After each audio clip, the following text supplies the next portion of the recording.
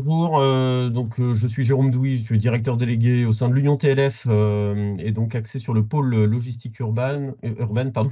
Et j'accompagne donc Christophe Schmitt, président de la commission logistique urbaine de l'Union TLF, et bien sûr Olivier Poncelet, donc le délégué général de TLF. On vous propose cette séquence webinaire, format webinaire ZFE-M, puisqu'il fait l'objet, et Christophe le rappellera juste après, d'un point de situation à l'issue du deuxième comité ministériel. Vous avez certainement dû suivre l'actualité qui a suivi concernant ce comité ministériel et un certain nombre d'orientations, propositions qui ont été faites par le ministre Béchu à l'occasion de 10 juillet. Euh, Peut-être avant de commencer, parce que vous savez que c'est les règles d'usage sur l'ensemble de nos commissions et webinaires, de vous rappeler peut-être quelques règles liées à la concurrence. Je vais vous en faire simplement la lecture. TLF est une union professionnelle à but non lucratif qui est conforme au droit de la concurrence. Toutes les discussions dans les réunions de TLF ou impliquant TLF sont relatives à la législation. euh, L'Union TLF, son personnel, ses membres et tous les présidents des conseils de métier n'abordent pas de discussions susceptibles d'enfreindre le droit à la concurrence au sein de ces réunions. Les discussions concernant les informations commerciales telles que les prix, les volumes, les marchés sont strictement interdites, car cela est strictement prohibé, bien sûr, par le droit de la concurrence. Dans le cas où les discussions pourraient avoir une relation avec les éléments mentionnés, le représentant de TLF aura l'obligation de quitter la réunion ou interrompre la séance. Vous avez les échanges naturellement qui sont autorisés, celles qui ne le sont pas, donc sur la droite de l'écran, les échanges illicites. Et nous vous prions bien vouloir respecter ce cadre lors des échanges interactifs que l'on aura. Oui, bonjour à Christophe. tous. Le sommaire d'aujourd'hui, vous l'avez sous les yeux, hein. Ce webinaire, il fait suite au deuxième comité interministériel de la logistique qui a eu lieu le 10 juillet, lors duquel Christophe Béchu a fait des annonces qui ont été plus ou moins bien interprétés par la presse, on va dire ça comme ça, on vous l'expliquera plus tard. Et donc, il nous a semblé super important de faire très rapidement, même si c'était en plein mois de juillet, un webinaire sur le sujet. On est 34 participants à ce stade. On fait également un enregistrement, comme l'a dit tout à l'heure Jérôme, de la séquence pour que ceux qui n'ont pas pu participer aujourd'hui puissent le voir à leur retour de congé. Le sommaire aujourd'hui, c'est un petit rappel. Jérôme va nous faire un petit rappel très rapide du cadre juridique des ZFE pour qu'on ait bien tout ça en tête. Le deuxième point, c'est les actions de TLF, hein, qu'est-ce qu'on a fait et comment on arrive à être très actif, vous verrez, dans ces discussions sur le déploiement des ZFE. Et enfin, on terminera par cette fameuse clarification des annonces ministérielles. Là, c'est plutôt Olivier qui va s'y coller. Pour finir, ça c'est pas dans le sommaire, on a laissé un espace assez long de questions-réponses. Ce que moi je vous propose, c'est de poser vos questions au fur et à mesure sur le chat, et puis ensuite on prendra bien sûr des questions verbales, etc., tout à fait en fin de présentation. Voilà, on se lance sur la partie cadre juridique, Jérôme. Merci Christophe. Un rappel du cadre juridique, puisque c'est une slide d'ailleurs que l'on a déjà utilisée au travers, probablement en tout cas pour ceux ou celles qui participent nos séquences commission logistique urbaine. Il était intéressant juste de l'avoir en tête. Ça permet quand même d'avoir un petit peu plus un peu d'antériorité quand même par rapport à la mise en place sur les quelques années, depuis 2015, du rythme et de l'intensité qu'il y a pu y avoir sur la partie législative associée à ce cadre des ZFE. Bon, les trois grandes périodes qui sont à retenir, c'est bien sûr 2015, puisque cette loi de transition énergétique et croissance verte a posé finalement le cadre et un peu les jalons de l'appréciation de la vignette critère, donc avec le décret qui structure, et puis les différents arrêtés qui permettent d'avoir évidemment la visibilité sur les modalités de délivrance et les tarifs de redevance de cette vignette. Puis 2019 est venu mettre en place au niveau de la loi LOM le cadre d'instauration des ZFE pour des territoires qui, donc, puisque c'est quand même l'objet des ZFE, c'est de lutter contre cette pollution est associée à la qualité de l'air aujourd'hui d'un certain nombre de métropoles, et donc de venir définir finalement et de rendre obligatoire ces ZFE dans ces territoires qui ne respectent pas les normes de qualité de l'air au regard des seuils européens demandés. 2021 est venu finalement donner un cadre en 2 temps, c'est-à-dire peut-être fixer un calendrier un peu plus contraignant, entre guillemets, par rapport à ces territoires qui dépassent donc les seuils en matière de pollution, et donc finalement un peu les challenger avec un calendrier établi, plus trop leur laisser la main, mais plutôt leur donner en tout cas peut-être une forme pas de minima, mais un calendrier voilà, déjà bien clair, avec un rythme donc édicté, et puis venir finalement élargir le scope des ZFE vers des agglomérations de plus de 150 000 habitants, qui ne sont pas forcément d'ailleurs dans une situation de dépassement de seuil, mais plus sur un critère de nombre d'habitants. Donc vous voyez sur la droite de l'écran bah, la carte qu'on vous a déjà bien sûr présentée, que vous connaissez probablement, avec finalement ces 45 territoires qui seront soumis selon bien sûr leur intensité en matière de dépassement ou pas, mais aussi ce critère des 150 000 habitants.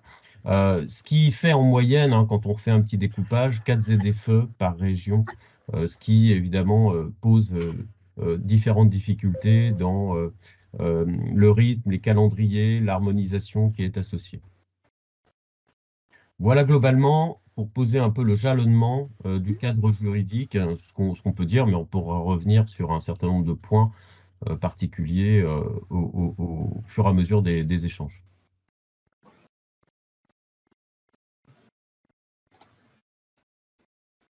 Peut-être Olivier, si...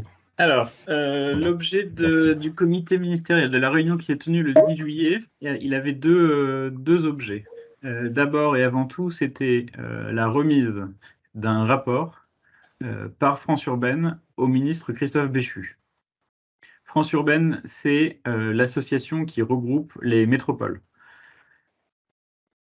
Cette réunion, elle s'inscrit donc dans un comité ministériel. Vous avez ici un panorama un petit peu global, on ne va pas rentrer dans le détail, mais c'est pour que vous compreniez la logique et la cohérence de ces travaux, qui sont touffus, denses et complexes, et liés aussi à la complexité du sujet.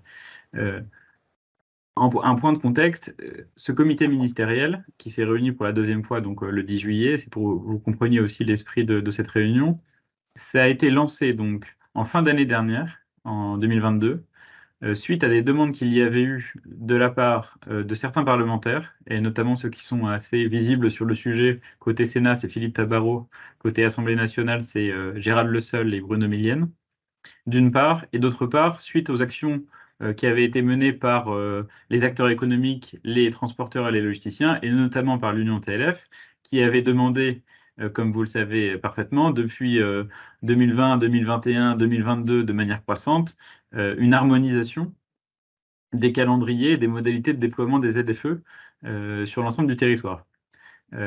Face au constat que nous avions fait à travers l'ABCDR TLF que cette commission avait piloté, on avait porté la demande en octobre 2022. Je ne sais pas si vous vous souvenez, on avait deux demandes.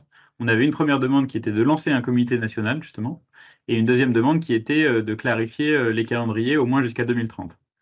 Le gouvernement a répondu par la positive à cette demande et donc a lancé ce comité ministériel qui avait un objectif affiché assez clair, qui était de dire: la loi prévoit une liberté des collectivités locales dans l'établissement de leurs ZFE, dans un cadre qui est celui que vient de rappeler Jérôme, premièrement. Deuxièmement, on voit que ça pose des problèmes opérationnels pour un certain nombre d'acteurs. C'est le cas pour les logisticiens et les transporteurs qui, par nature, se déplacent et ont besoin de cette lisibilité et cette visibilité sur l'ensemble du territoire.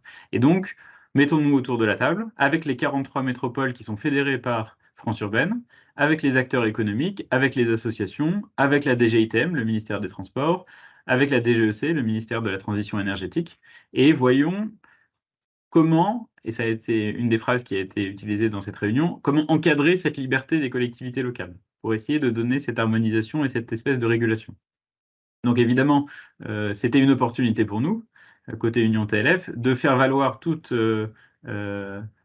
les propositions que nous avions fait passer, les constats et les diagnostics qu'on avait fait passer dans nos différentes publications.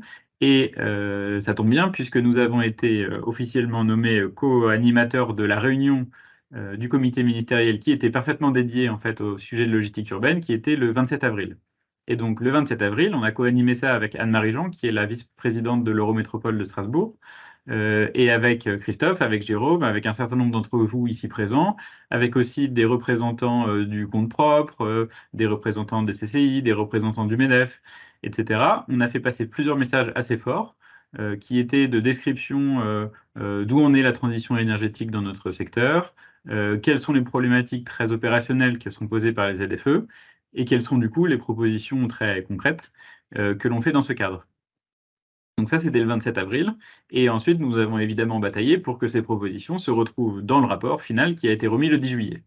Et donc, c'est parfaitement le cas, puisque le 10 juillet, le rapport que vous avez ici, on vous l'a transmis par mail, on pourra vous remettre d'ailleurs dans le chat le rapport, il reprend les propositions de l'Union TLF qui avaient été affinées en fait depuis maintenant 2-3 ans sous la présidence de Christophe de la commission logistique urbaine, à travers 3 axes principaux.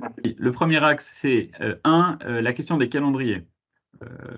Ce qu'on a demandé, c'est que sur la vignette critère 2, on ait une lisibilité jusqu'en 2030 de capacité de circuler sur l'ensemble du territoire, au moins jusqu'à 2030. Donc on ait cette visibilité-là, puisqu'aujourd'hui on a des calendriers, on va parler tout à l'heure peut-être de Paris et d'un certain nombre de métropoles, on a un problème de visibilité, de lisibilité de certains calendriers qui sont flous. Ça, c'est le premier point. Le deuxième point, c'est de dire il faut absolument qu'on harmonise un maximum les dérogations et les modalités opérationnelles de ZFE qui existent. On a constaté, on a fait le travail, qu'il y a 250 types de dérogations différentes dans les ZFE. Et ça, pour vous, évidemment, c'est pas possible de travailler dans ces conditions. C'est pas possible que les conditions de transport frigorifique soient différentes dans 2 villes. C'est pas possible que les conditions de transport de matières dangereuses soient différentes en fonction des villes. Il faut qu'on harmonise ça un maximum. Ce qu'on a constaté, c'est que les choses s'étaient faites au fil de l'eau. Chaque collectivité, malgré le travail collectif, interlude, etc., il y a beaucoup de collectivités qui ont fait les choses en pensant évidemment bien faire. Simplement, ça n'a pas été harmonisé et coordonné. Et donc, on se retrouve avec des textes qui parfois sont incohérents. Et donc, nous, on a besoin qu'au niveau de l'État et via ce comité ministériel, c'est l'intérêt, il puisse y avoir des textes un peu prêts à porter que puissent prendre les collectivités locales s'ils veulent avoir tel ou tel type de dérogation, mais au moins comme ça permet d'avoir un référentiel commun le plus harmonisé possible. Donc ça, c'est le deuxième point. Et le troisième point, c'est de dire on se donne de la lisibilité, notamment sur le critère 2. En revanche, il y a un certain nombre d'entreprises qui, dès aujourd'hui, décarbonent leur flotte, passent à l'électrique, etc. Il faut aussi qu'il puisse y avoir des incentives très concrets pour que ces entreprises-là, un peu pionnières, puissent avoir des avantages concrets et que on continue cet élan de transformation. Donc l'idée de dire, un peu politiquement, c'est l'arbitrage qu'on leur a proposé, c'est de dire déjà passer un maximum de véhicules en critère 2 d'ici 2030, parallèlement encourager ceux qui passent déjà dans des vignettes critères infra, et là on arrive vraiment dans une logique de transition, on est crédible, on est réaliste, et donc on n'a pas d'attentisme ni de phénomène d'immobilisme, et donc on peut vraiment réussir les ZFE et la transition qu'évidemment chacun appelle de ses vœux. Donc ces propositions se retrouvent aujourd'hui dans le rapport.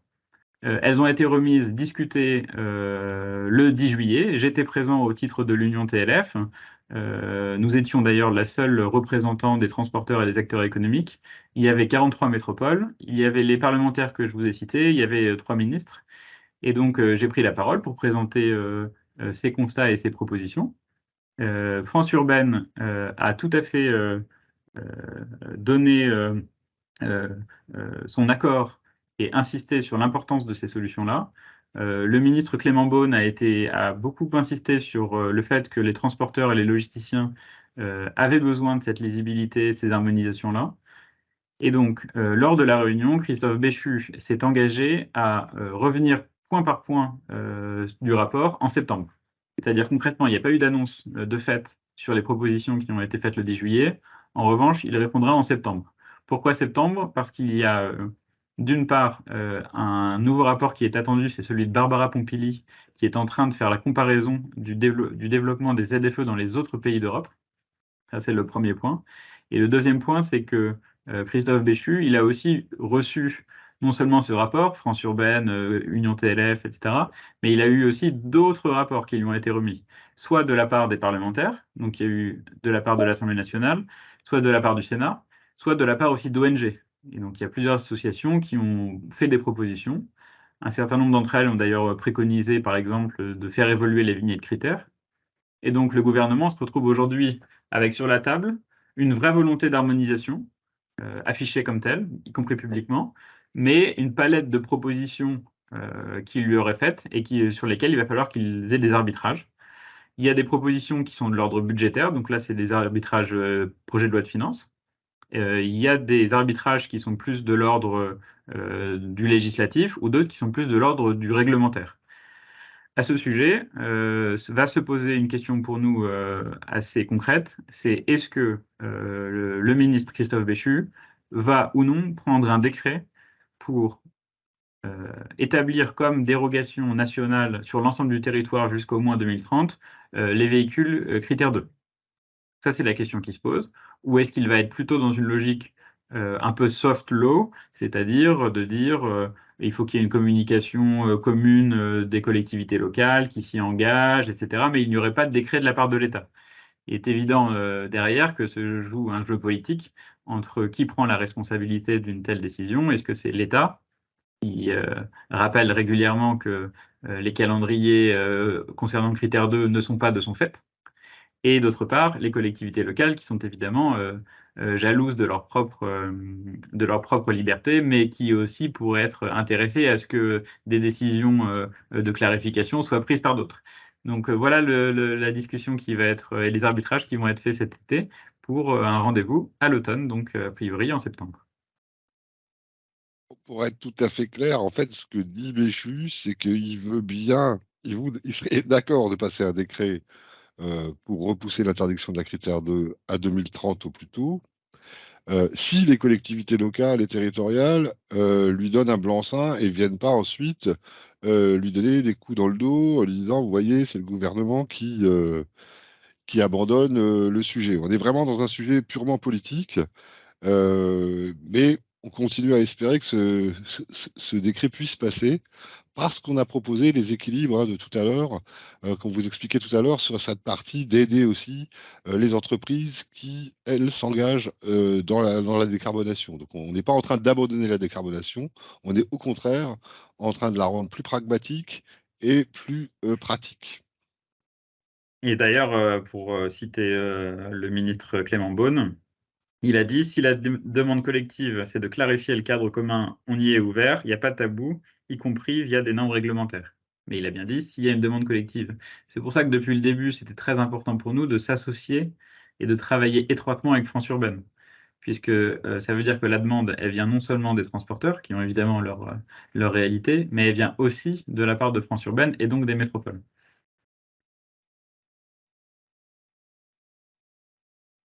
Un cadre complémentaire, je me permets un cadre complémentaire sur aussi les systèmes de contrôle de ces ZFE qui va forcément s'installer dans quelques temps Voilà, et sur ouais. lesquels les territoires sont en demande, en tout cas pour certaines plus que d'autres, voire même estimant que c'est parce qu'ils n'ont pas ce cadre de contrôle que ça ne fonctionne pas aujourd'hui en matière de ZFE. Après, il est évident que la Réunion a beaucoup tourné autour des véhicules particuliers qui, évidemment, d'un point de vue politique, électoral, préoccupent tout le monde.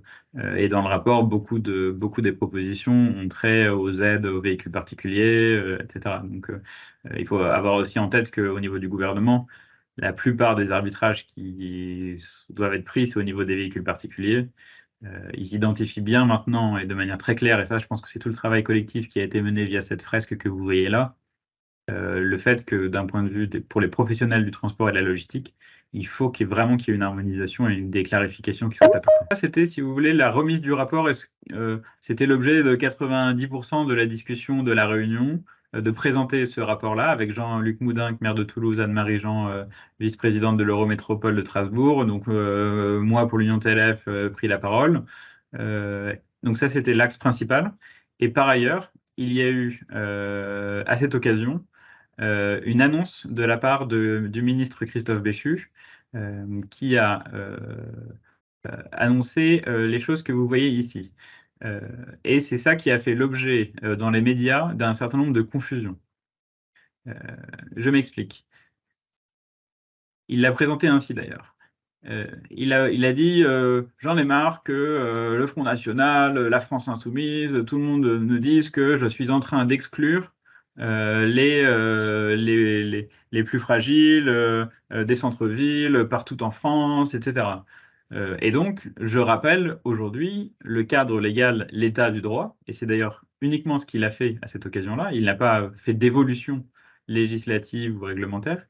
Il a juste rappelé qu'il y avait des territoires qui avaient l'obligation de mettre en place une ZFE d'une part, mais il y avait certains en dépassement de seuil qui avaient une obligation de suivre un calendrier spécifique, que vous connaissez maintenant très bien, évidemment, à la restriction des critères 3 en janvier 2025.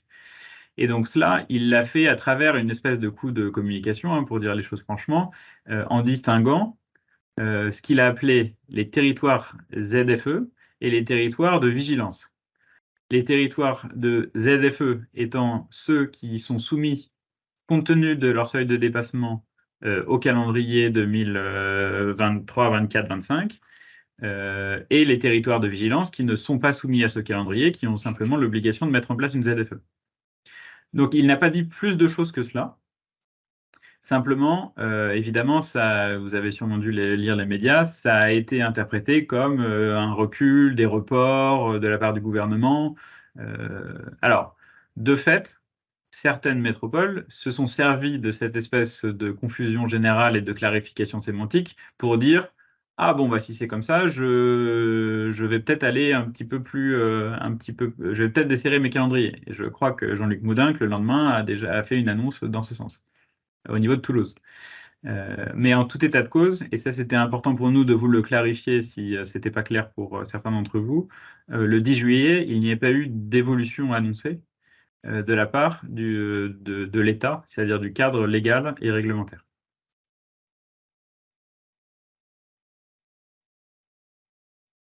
On peut peut-être le traduire par les cartes qui Ouais, sont en gros, juste prêtes. pour résumer la situation, là sur la carte suivante, hein, ce qu'on voit, c'est qu'en réalité, aujourd'hui, il reste donc effectivement 5 villes où les ZFE sont prioritaires. Ces 5 villes qu'on connaît bien, hein, sur lesquelles on travaille quasiment depuis la création de la commission, donc ex-Marseille, où la ZFE est très peu avancée. Lyon, on a une ZFE qui est bien montée, enfin qui est en cours d'installation. Strasbourg également. Le Grand Paris, on vous en dit un petit mot tout à l'heure, mais en gros, la ZFE se met en place avec un report des interdictions de critère 3 qui vient d'être confirmé, et Rouen, qui reste une ville également polluée et sur lesquelles la ZFE est déjà en place sur un périmètre assez étroit pour le moment. Elle devrait s'élargir. Et toutes les autres villes qu'on voit à côté, eh ben, elles ont obligation de réfléchir à une ZFE, mais elles n'ont pas d'obligation calendaire. Elles ont quand même l'obligation en tout cas, la proposer au 1er janvier 2025 Exactement. maximum, mais pas forcément avec un calendrier. Mais on pourrait interdire que les critères 5 au 1er janvier 2025, et rien de plus. C'est pas des zones à faible émission contraignantes comme les 5 premières. Il faudra juste dans ce cadre-là donc être attentif en fait à l'évolution des critères, hein, en matière de seuil de pollution, puisque l'Europe va certainement redescendre encore d'un cran ces seuils. Aujourd'hui, certains territoires de vigilance qui ne sont pas particulièrement cadencés par ces problèmes en fait de dépassement de seuil pourraient peut-être l'être dans certaines conditions, donc au regard des nouveaux seuils qui seront établis. Donc c'est pour ça que ça reste quand même dans l'idée de vigilance, puisque les problèmes ne sont pas évidemment résolus, il n'y avait pas vraiment de problème à résoudre, mais pour autant, il peut y avoir pour certaines éventuellement un dépassement au regard des nouveaux seuils qui pourraient être annoncés.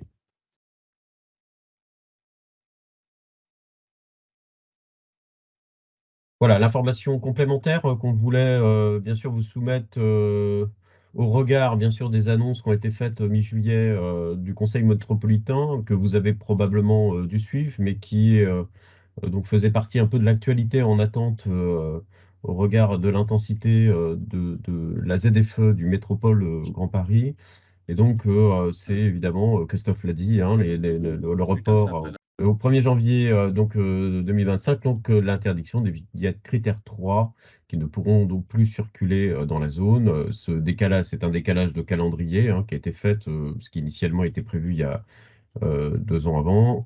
Donc, c'est la troisième phase finalement d'interdiction. On avait déjà eu dans le scope juillet 2019 avec l'interdiction des vignettes non classées et des critères 5, et puis juin 2021, critère 4. Donc le prochain échéance est maintenant désormais au 1er janvier 2025, juste après les JO. Voilà, peut-être le moment pour nous de recevoir, d'avoir vos questions. Alors, comme j'ai pas le Alors, visuel sur le chat, Christophe dans verra. le chat, nous avons Tariel et Servan qui demandent en premier concernant les aides qu'il y aurait sur la table pour les gens qui iraient un peu plus vite en éliminant les critères 0 et 1. En allant vers les critères 0 et 1, pardon, plus rapidement que la moyenne. Ces aides, c'est pas des aides financières, hein. Ça, on nous a dit depuis le début dans les différents travaux qu'on a vus que l'aide financière resterait relativement limitée. Et ce sera des aides aux achats qu'on a déjà, etc. Mais il n'y aura pas d'aide financière complémentaire. Ça ne veut pas dire qu'il y aura moins d'aide. Par contre, l'idée, c'est plus de donner des avantages concrets à ceux qui seraient en critère 0 ou 1. Et donc, il y a dans le guide écrit par le CEREMA un certain nombre de pistes qui sont proposées, notamment des pistes sur les autorisations de circuler plus longues, ou des des avantages techniques qu'on pourrait donner à des transporteurs pour accéder plus facilement à des aires de livraison ou des choses comme ça. Donc l'idée étant de donner des avantages plutôt techniques et opérationnels à ceux qui seraient en critères 0 et 1. Voilà un peu comment on peut répondre, mais c'est laissé à la main de chaque grande ville. Voilà, c'est-à-dire que à ce stade et au stade du 10 juillet, au stade du dialogue avec Christophe Béchu, c'est le principe qui a été porté et acté. Aujourd'hui, il n'y a pas de décisions nationales qui sont prises dans un sens ou d'un autre, au-delà de ce qui peut être fait sur les appels à projets d'électrification, etc., hein. En revanche, maintenant, c'est un travail effectivement qui a déjà été engagé par le CEREMA, comme l'évoque Christophe. Nous, on y a contribué. Il y avait eu une commission logistique urbaine dédiée là-dessus. On avait un peu réfléchi. Donc, on donne des idées. Après, ce sera nous, c'est de nourrir et d'alimenter les collectivités locales pour qu'ils puissent mettre en place ce type d'incentive. Oui, on avait d'ailleurs organisé une réunion avec les membres de la commission un peu en last minute pour essayer de Mm. lister les idées qu'on pourrait proposer, et cela a été fait. La question suivante est de Tariel également. Est-ce que la France peut-elle être retoquée par l'UE suite à ce nouveau calendrier? Alors, du coup, on n'a peut-être pas été super clair parce qu'il il n'y a pas de nouveau calendrier. Euh, il n'y a pas eu de, il y a pas, il y a, encore une fois, il n'y a Ah, pas il n'y a de, pas de calendrier. il y a pas de En fait, il y a pas de changement de calendrier. Ce que Christophe Béchu a appelé une clarification sémantique. Donc, visiblement, ça n'a pas clarifié grand-chose. Mais le calendrier tel qu'il existe dans la loi, il est le même et il dépend en grande partie des seuils de dépassement. Donc, ça peut évoluer en fonction des seuils de dépassement. Alors après, est-ce que ce cadre légal-là qui existe est suffisant pour l'Union européenne? Peut-être que Jérôme pourra apporter des précisions, mais je voulais moi préciser que du coup, il n'y a pas de nouveau calendrier suite à l'annonce de Christophe Béchu, si ce n'est que d'acter que certains seuils de dépassement évoluent et que du coup, certains sortent de ce qu'il appelle territoire de ZFE pour rentrer dans ce qu'il appelle territoire de vigilance. oui, ce qu'on peut dire, c'est que ce que nous, on a appelé les calendriers déraisonnables ou exagérés, etc., notamment dans nos 25 propositions, c'est pas du fait du gouvernement ou de la loi, c'est du fait des collectivités locales et territoriales qui décident elles-mêmes de leur propre calendrier. Dans le dernier texte de loi, la seule obligation était effectivement d'interdire les critères 3 au plus tard en 2025 dans les villes qui dépassent régulièrement les seuils. C'est vraiment le seul, sous réserve, sous contrôle, je parle sous contrôle de Jérôme, mais c'est vraiment le seul point impératif qu'on retrouve et que quelques villes ont largement devancé, quoi. Ouais, tout à fait. Tout à fait. D'autant que ce qui sera intéressant, c'est donc de voir le rapport de Barbara Pompili, donc sur la comparaison avec l'Europe. Parce que je pense qu'il ne faut pas faire trop de... Oui, il y a effectivement un peu l'épée de Damoclès Europe sur la France en concernant ces taux d'émissions sur un certain nombre de métropoles. Pour autant, il y a maintenant des outils en action, il y a des calendriers qui se sont mis en place, il y a juste quelques réglages que donc le ministre Béchu a essayé de traduire d'une manière sémantique, mais il n'y a pas de changement évidemment dans la mise en place, en quelque sorte, et en tout cas le projet législatif associé. Pour autant, quand on regarde l'ensemble en fait des ZFE sur le plan européen, l'intensité de certain nombre de pays, je dirais que la France est peut-être largement au-dessus. Donc il y a peut-être un regard à avoir de parallélisme maintenant, et on a d'ailleurs essayé de le faire lors de nos différents travaux en pointant certains pays pour montrer en fait leur intensité et leur appréciation en matière de ZFE, qui est un cran, on va dire, en dessous, celui que nous sommes en train de déployer. Donc, je pense qu'il ne faut pas non plus avoir d'effraiement par rapport en fait à l'Europe. Les ZFE s'installent. Il faut juste cadencer ce rythme-là et qu'il soit en cohérence, évidemment, avec la faisabilité, en particulier, certainement pour les particuliers, mais aussi, bien sûr, pour nos activités professionnelles. Oui, pour ceux qui ont d'ailleurs des filiales en Espagne ou en Allemagne, ce qui est notre cas à nous, on voit bien que les ZFE sont beaucoup plus light, beaucoup plus cadrés et bien mieux organisés. Donc, pour moi, le rapport Pompili ne devrait pas poser de problème. Après, c'est une manie très française, hein, de surinterpréter les textes européens. Et donc, c'est exactement ce qui a été fait là par chaque collectivité qui a voulu rajouter son petit truc, etc. Et on est en train d'essayer de sortir de cette logique-là, ce qui est plutôt pour nous, professionnels, une bonne chose. Je crois, Christophe, il y a d'autres questions Ouais, alors qui... qui définit les restrictions et interdictions pour les poids lourds? Il y avait aussi une question d'Olivier, on pourra la prendre après, sur le label Ouais. ZFE. On pourra la Oui, prendre. pardon. Ah oui, je l'ai raté celui-là. Ah oui, pardon, excuse-moi, je vais la prendre après, Olivier, hein. Je te laisse répondre, Jérôme, qui définit les restrictions et interdictions pour les poids lourds. Aujourd'hui, on est à l'échelle des métropoles. Ça fait partie du champ des concertations qui sont faites lorsqu'il y a la mise en place du territoire. Normalement, chaque territoire doit avoir un rapport d'impact pour analyser évidemment l'impact en matière d'émissions et puis l'impact économique d'une projection ZFE. Et certains territoires donc, peuvent écarter donc la partie logistique, puisque quand on parle de la partie logistique, on identifie bien sûr naturellement des poids lourds qui peuvent rentrer pour les marchandises, sur lequel en fait soit le territoire, comme ça c'est déjà arrivé sur certaines, fait le choix directement d'instruire une ZFE en lien direct avec les logisticiens ou en tout cas les activités économiques, et ensuite installera une ZFE un peu spécifique avec un calendrier sur les particuliers, ou l'inverse, ou alors avoir véritablement une vue d'ensemble, d'instaurer un calendrier presque commun, que ce soit sur un véhicule particulier ou des poids lourds. Donc il y a pas de règle, mais c'est à l'appréciation en fait de la métropole sur la mise en place de son calendrier et l'intensité qu'elle souhaite mettre en place sur ses ZFE au regard Ça, des études d'impact. ça rebondit bien avec la question d'Olivier, qui est est-ce que le label ZFE ne devient pas trop politiquement exposé et va favoriser des réglementations locales de restriction de circulation? Peut-être, Olivier, tu peux verbalement clarifier un peu ta vision? Effectivement, ma crainte, c'est qu'effectivement, le sujet des ZFE était déjà compliqué à monitorer Merci à TLF d'avoir pu déjà permettre d'avoir une vue assez synthétique du phénomène.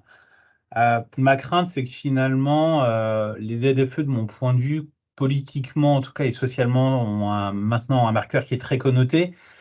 Et ma crainte, c'est que finalement, on ait des communes qui décident d'avoir des actions pour faire des restrictions de circulation sans avoir finalement le label ZFE qui peut être compliqué à porter en ce moment. Je pense par exemple à un exemple de Chartres qui a commencé à avoir une grosse politique de restriction pour les livraisons en hypercentre et que finalement, on ait un phénomène de réglementation locale qui sont encore plus compliqués à scoper parce que justement, il n'y a plus un label qui essaye d'encadrer ça. Ma crainte, c'est ça, c'est qu'on passe vraiment sur des sujets qui soient de plus en plus, pas intimes, mais qui passent sous le radar et complexes à monitorer et à anticiper dans nos plans de flotte, nos plans de livraison.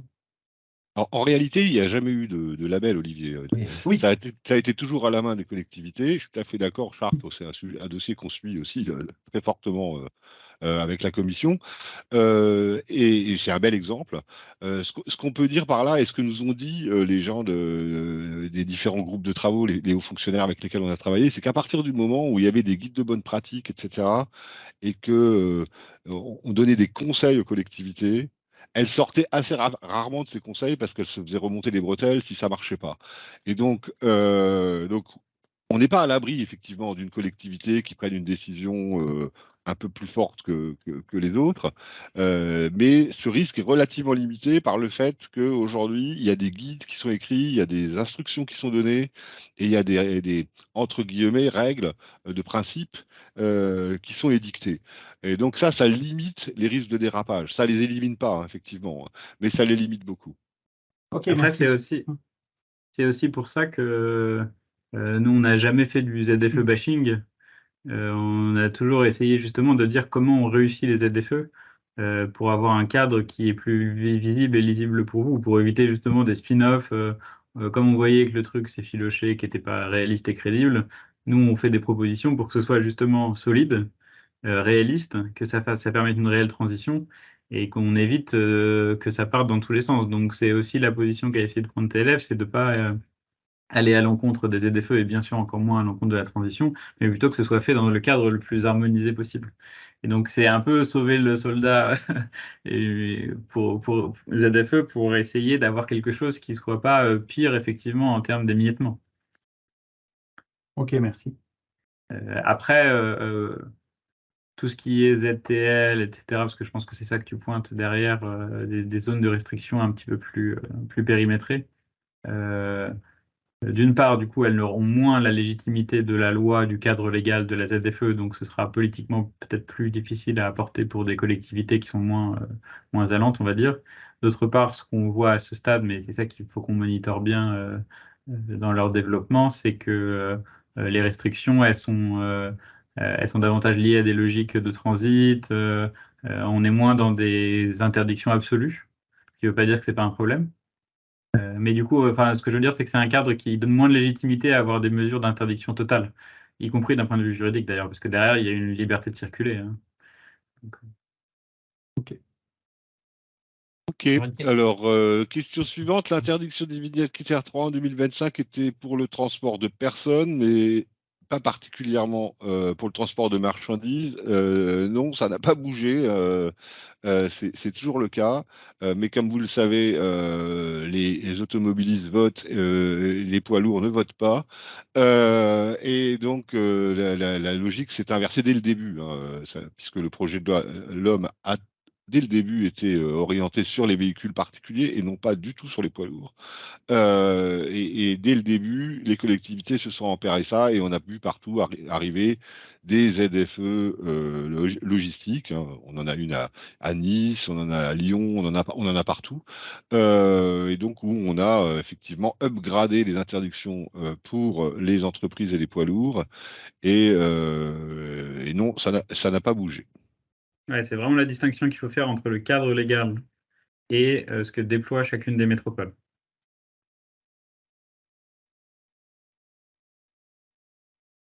Quelle pertinence la vignette critère 1 actuelle avec le GNV, le baissant à l'horizon 2027-28 avec l'introduction de l'Euro 7? Alors, c'est une question de Raphaël Ferranti. Peut-être vous pouvez préciser votre question, Monsieur Ferranti. Oui, bonjour. Simplement, avec Euro 7, on sait que les niveaux de polluants vont encore diminuer. Donc, la question, c'est de dire, avec un diesel B7 Euro 7, qui sera peut-être probablement moins polluant qu'un Euro 6 gaz critère 1, est-ce que de fait, un Euro 7 B7 sera critère 1 ou on va inventer un nouveau critère, en fait? Alors, il y a une discussion hein, sur les critères en ce moment. Après, c'est un peu dogmatique, hein, tout ça. Là, on est dans le dogme. On a une partie de nos élus qui veulent absolument supprimer le diesel, hein, vous le savez. Et donc, on est un peu dans ces entre-deux eaux. Mais aujourd'hui, on a mis le verre dans le fruit, je dirais. Et on voit bien quand on discute avec les gens des ministères, etc., qu'ils ont un peu conscience que tout ça n'est pas cohérent et qu'il y a il y a une discussion effectivement sur les évolutions de la critère 2 et de la critère 1. Mais aujourd'hui, c'est pas du tout arrêté. Ce sera peut-être dans les annonces que nous verrons dans quelques semaines. Ok, merci. Ouais, d'autant qu'il a été souligné à plusieurs reprises dans nos échanges, en particulier avec la DGEC, cette appréciation dont on n'avait pas forcément eu tout de suite l'évidence, mais on ne parle pas de critère zéro en fait, hein. Bien souvent dans la traduction sémantique, il y a souvent critère 0, critère 1 qui s'installe, mais c'est critère E et critère 1. Et donc on suppose que peut-être à un moment donné, il pourrait y avoir un vrai critère 0 qui puisse s'installer au regard puisque certaines études sont en cours hein, pour peut-être repositionner un contexte des vignettes critères et peut-être qu'un critère 0 s'installerait à un moment donné. Mais pour le moment, c'est vraiment du conditionnel. Mais la DGEC a été assez attentive sur cette sémantique-là de critère E et critère 1. Après, il y a aussi en ce moment de formidables batailles de lobby, hein. On l'a vu lors de notre dernière commission développement durable, hein, avec quelqu'un qui nous a fait une présentation de lobbyistes, hein. Donc, on voit bien qu'aujourd'hui, il y a un combat de fond dans lequel les constructeurs jouent pas du tout un rôle innocent. Et donc, faut attendre les annonces, mais comme je l'ai dit, je pense qu'on a réussi à mettre le verre dans le fruit, en tout cas il y a des doutes maintenant sur ces choses qui étaient jusque-là très très dogmatiques. Et puis je vois une grande question de Alexandre Fontana, et peut-être qu'Alexandre peut la préciser aussi par oral. Oui, oui. Alors moi, je représente le SNTL, donc les transporteurs légers. Nous, notre problématique particulière hein, concernant les ZFE, c'est qu'il n'y a pas d'offre de VUL en critère 1, en fait. Donc aujourd'hui, ils sont tous en critère 2 quasiment. Mais la marche suivante, c'est le critère 0. Et j'allais dire qu'aujourd'hui, l'électrique, ce n'est pas une solution pour toutes les utilisations. Donc là, il y a un vrai sujet.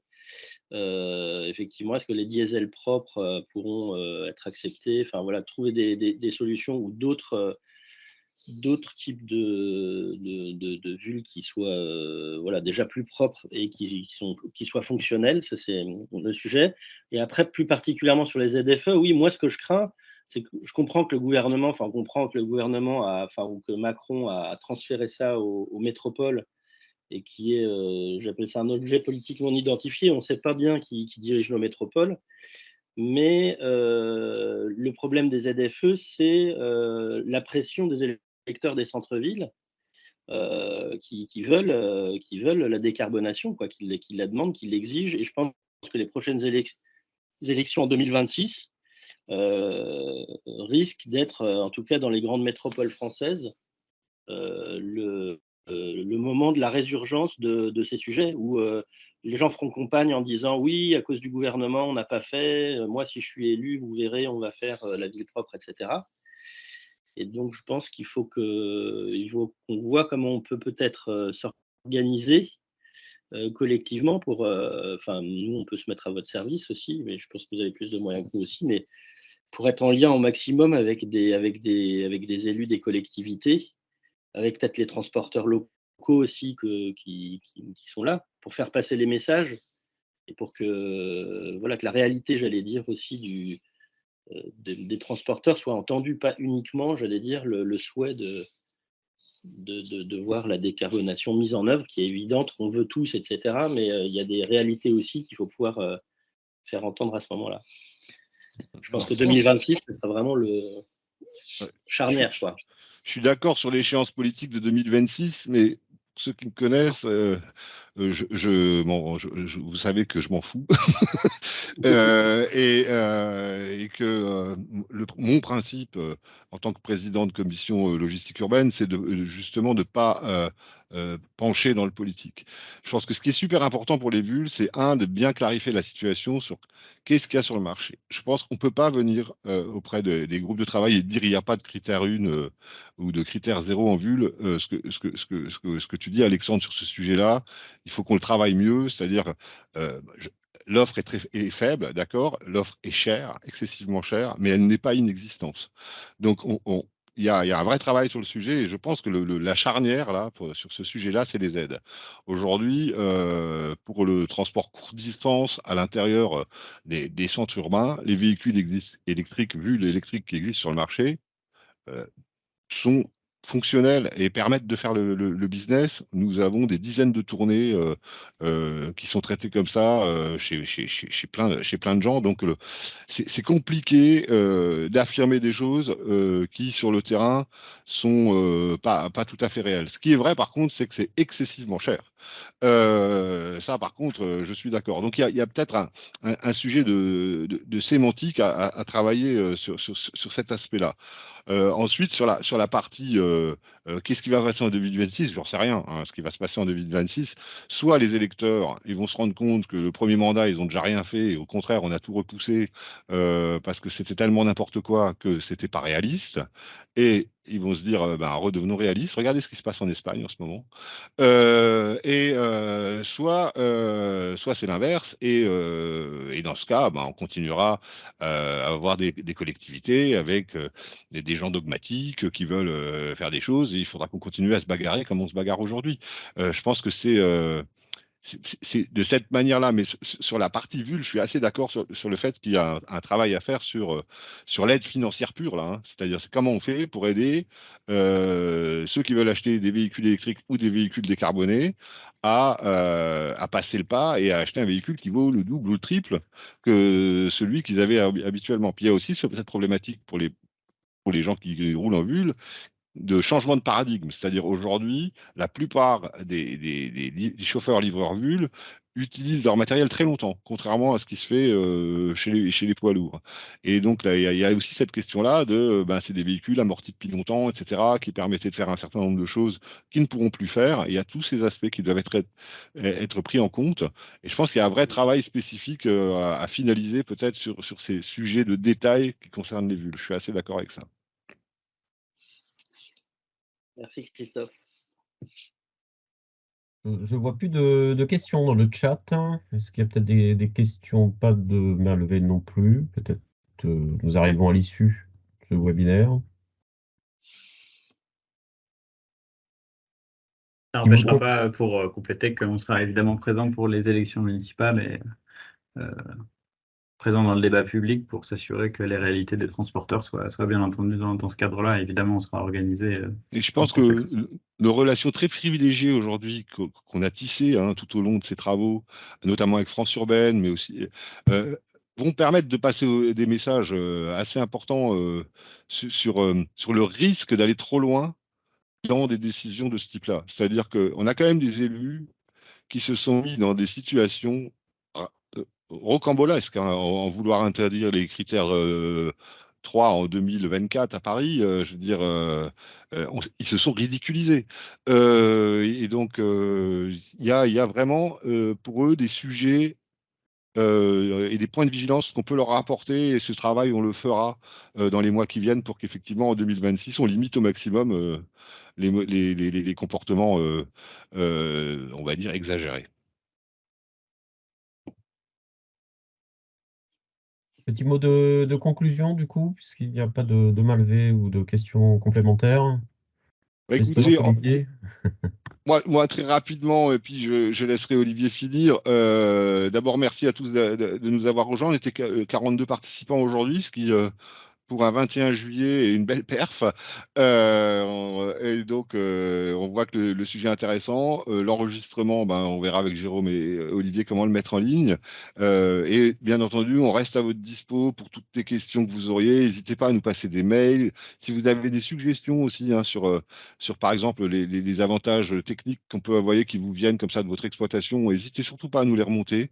On a besoin d'idées et on a besoin de travailler en groupé. Donc, on continue à centraliser les infos. Oui, bon, on essaye de vous décrypter à la fois le politique, ce qui se discute, mais en même temps la réalité derrière, parce qu'il y a parfois un décalage important. Donc, on essaye de vous mapper tout ça. Prochaine échéance, donc, en tout cas, rendez-vous avec le ministre Béchu et le gouvernement pour le 3e comité ministériel, où là, pour le coup, il devrait, normalement, il y avoir des annonces plus concrètes qui pourraient être faites. Donc, on vous tiendra évidemment au courant. TLF sera évidemment tout à fait intégré à ces réflexions-là. Et puis, je crois qu'il y a une commission logistique urbaine le 12 septembre. 12 septembre, oui, tout à fait. Exactement, le matin. 12 septembre Alors, pour matin. votre information, cette commission se tiendra en présentiel. Et nous espérons pouvoir avoir des invités de marque, notamment liés à ce que nous avons présenté aujourd'hui. Merci à tous. Merci beaucoup à tous. Merci. Au revoir. Et très bonne journée.